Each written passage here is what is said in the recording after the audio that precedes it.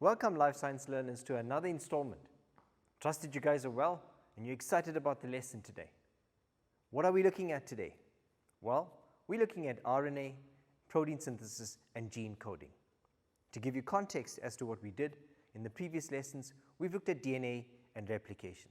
So as a follow-on to that, today we're focusing on RNA. We're going to look at how RNA translates to proteins, and we're going to look at how that protein actually is constructed and made up. So let's get straight into the lesson. So as we always start off, we always look at a concept around some interesting questions. And so today I'd like to get you to think about this before we get into the lesson. How can a piece of DNA lead to someone having dark hair? For that matter, how do genes code for characteristics? So what is it that determines whether someone is left-handed like me or has specific characteristics? And then we go back to DNA and remember that characteristics are controlled by genes. And so genes have a specific sequence that is now going to be expressed, and we refer to that process of gene expression as protein synthesis. So let's try and understand how that happens in our lesson today. So an overview of what we're looking at today is we're looking at some important terminology and definitions. We will spend some time looking at the location of RNA. Very important is trying to understand the structure of RNA, and then we will spend some time looking at the types of RNA. So let's get straight into some key words, some words that are often used in this section and sometimes easily confused. So we're going to look at RNA today, and we're going to look at different types of RNA. And so some of the types that would come across would be messenger RNA, which is sometimes referred to as mRNA. We're also going to refer to tRNA, which is transfer RNA. We're going to look at the ribosome, and which is made up of ribosomal RNA. The concept of base pairing we've mentioned before. A new concept that we're going to bring in today is called a codon, and we're going to try and understand what a codon actually is. We also need to understand the context of the word anticodon and its relation to a codon. Very important today are these two important processes, which I will draw attention to when we look at protein synthesis, and these terms are good to note as an important section that we focus on: transcription and the concept of translation. I will mention the term chromatin network. Again, that's to draw back to our understanding of what the DNA is made up of in the nucleus. We're going to draw some focus to chromosomes in relation to where we are in the cell. So let's get straight into RNA. So we've looked at RNA as a comparison to DNA. Let's try and understand what the context of RNA means to a cell. So guys, we have different types of nucleic acids, and if we go back to our nucleic acids in the past, we've looked at DNA as a type of nucleic acid. Today we're focusing on RNA. So let's try and understand what RNA is, its structure, and what are the building blocks of RNA. So again, RNA stands for ribonucleic acid. It is a type of nucleic acid. It's found in the nucleus. It's found in the other parts of the cell as well. It's important that we understand the structure and what makes up RNA. Let's get into that. So firstly, the location of RNA. RNA occurs in the nucleus. It's also found in the cytoplasm. What is important about RNA is also forms part of structures such as ribosomes. So we see that RNA is essentially found in different parts of the cell, unlike DNA, which was exclusive to the nucleus, and in some instances we looked at DNA being found in the mitochondria and the chloroplast. Let's try and unpack the structure of DNA. So we know that our DNA was double-stranded. RNA consists of a single strand molecule.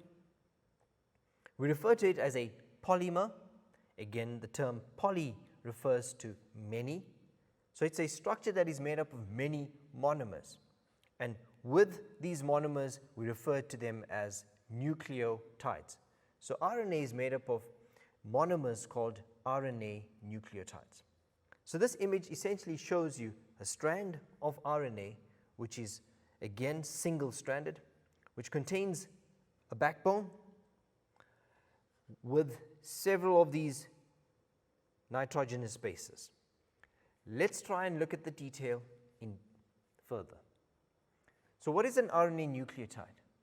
As I mentioned, an RNA nucleotide is the monomer of RNA. Each of these contain 4 different types of nucleotides. Each of these nucleotides consist of 3 parts, and I'll go through these. So an RNA nucleotide has a sugar molecule, it has a phosphate group, as well as a nitrogenous base. We do know that DNA has a similar structure. So if we were to illustrate that as a monomer, we would see that we have a pentose sugar. Again, it's a 5-carbon sugar, so we refer to that sugar as a ribose sugar as compared to DNA, which was a deoxyribose sugar. Very similar, it has a phosphate group and it has nitrogenous bases. Let's try and unpack that a bit further. When we talk of the nitrogenous bases, there are 4 different types of nitrogenous bases that occur in RNA. These are called adenine, guanine, cytosine, and for the first time we see something very different to DNA, which we refer to as uracil.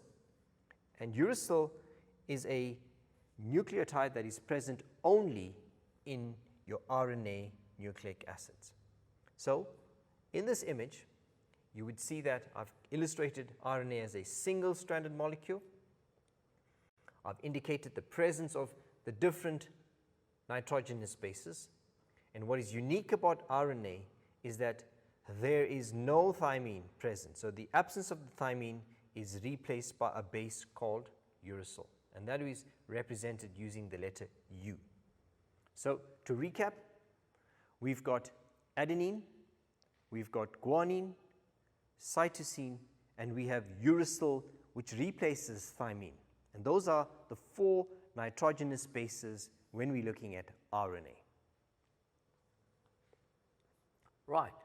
It's important that we start recognizing that RNA occurs in different forms. So we have different types of RNA. Broadly speaking, there are 3 main types of RNA that are relevant to us. As an overview, let's look at them. So we have messenger RNA, which is often referred to as mRNA. We have ribosomal RNA, which is sometimes referred to as rRNA. And if you can recollect in previous lessons, we've also referred to that as being a ribosome. So rRNA is actually a ribosome. And the third type is transfer RNA, which is tRNA. And the T is very similar, or it has some resemblance to its structure, which is a T-shaped structure, which has a unique function, and we'll look at their functions in a bit. These names are often used as a classification system based on the functions of these RNA.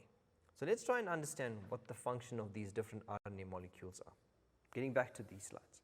So if we look at messenger RNA, the term messenger RNA refers to the ability of this strand of RNA to carry out a message or a code. So when we try and understand what DNA codes for, so DNA codes for characteristics which are present in genes. The DNA controls the functioning of the cell. In order for the DNA to be able to carry out and send out specific instructions, it has to find a method or means of being able to do that. And so it will use the messenger RNA to be able to send out messages to specific parts of the cell to carry out a specific function or to initiate the expression of a gene. So we refer to that as messenger RNA. So again, the context of messenger RNA is that messenger RNA carries special information to the factories in the cell to carry out processes like protein synthesis. The next type of RNA which we mentioned was rRNA, or the ribosome, and this structure consists of 2 units. It's got a large subunit and a smaller subunit. And often it's indicated using a simple diagram which illustrates two different sized circles that are very closely fitted together, which often looks like a small little snowman. And these are the structures that are, it's a three-dimensional structure, which is a type of RNA that is wrapped up into a three-dimensional structure that has the ability to be able to read the mRNA. So the ribosomal RNA is where the proteins are made. But the ribosome has a very important function in reading the mRNA, trying to understand the message that comes from the DNA, and then instructing it to put together what we know as an amino acid chain. And finally, the third type is transfer RNA. And in the name transfer, we refer to that as being a molecule of RNA that will transfer what we need to make proteins. And in this case, the transfer RNA is transferring amino acids which are present in the cytoplasm. These are transported to a specific site where the proteins are manufactured, and that's to the ribosome. So these three structures are very much interconnected. So again, to give you context, the messenger RNA carries the message to the ribosome. The tRNA carries the amino acids, which I've indicated here with a little green structure. So when we look at these three structures, they play a very important role in putting together the proteins. So as a point of comparison, it is important that we recognize the difference between DNA and RNA. As we compare DNAs, we know that DNA is a double-stranded molecule that is a helix. We see that RNA is a much shorter strand, but it is single-stranded. DNA consists of deoxyribose sugar. We see that in the name, deoxyribose nucleic acid. RNA consists of a ribose sugar, and hence it's called ribonucleic acid. We've just looked at the nitrogenous bases, and these nitrogenous bases that make up DNA are adenine, thymine, guanine, and cytosine, and they occur in complementary base pairing. On the other hand, when we compare that to RNA, we see that RNA consists of 4 nitrogenous bases, with the exception that we now have uracil, which replaces thymine. So we've got adenine, guanine, cytosine, and we have no thymine, which is now replaced with a uracil base. What's also important is to recognize that in a DNA molecule, that the amount of adenine and thymine are always equal in comparison to each other, and likewise, the number of guanine and cytosine bases are equal. And that comes again from the nature of the way DNA strands are complementary to each other. And so that means there will always be a proportionate number of adenine and thymine bases, likewise guanine and cytosine being proportionately equal. However, in a single-stranded molecule like RNA, we will not see the proportional equality between the two. So adenine, uracil, guanine, and cytosine, they may occur in a different number, and hence they are not in a specific ratio equal to each other. And that's purely based on RNA being single-stranded. So as an illustration, we can look at these and compare these together. It's quite a good way to compare them. We can see DNA being we can see that DNA is a double-stranded molecule here. We can see that being single-stranded here. RNA is generally a much shorter molecule. DNA is a significantly longer molecule. We mentioned the difference between DNA having a thymine nucleotide, whereas uracil being present in your RNA. We also spoke about the ribose sugar, and we compared that to a deoxyribose sugar in DNA. And so guys, this would be an important section for us to be able to recognize as part of a reflective understanding of both DNA and RNA. It often does come up as a question where you are required to understand the differences between the two. So we've looked at the structure of DNA, we've compared that to the structure of RNA, and we've tried to understand what the building blocks of RNA was. We've looked at the types of RNA as well, guys, in the segment, and you guys have kind of spent some time looking at the comparative differences.